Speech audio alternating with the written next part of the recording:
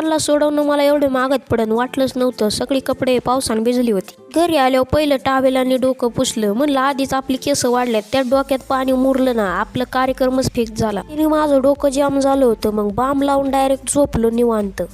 झोपेतून उठल्यानंतर बाहेर बघितलं तर पाऊस चालू होता. म्हणलं आजच्याला मला वाटतंय पावसाला मला कामाला जाऊन द्यायचंच नव्हतं.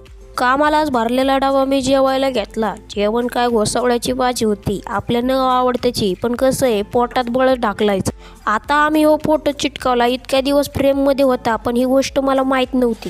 पप्पा मला स्वतः म्हणले आमच्या सासरवाडीत ज्ञानेश्वर महाराजांचं कॅलेंडर होतं, मग त्याचा फोटो कापून मी फ्रेममध्ये लावला होता. पण मला स्वतः माझ्या बापामध्ये आता कुठं हिरो दिसायला लागलाय, कारण का बापाला कधी कमी समजायचं नसतं. तर आमच्या शेवग्याच्या झाडाला शेवग्याच्या शेंगा लागल्या होत्या. पप्पा पाडायचा प्रयत्न करत होत्या, पण एक शेंग हिथंच गुंतून बसली होती रगिलावणी.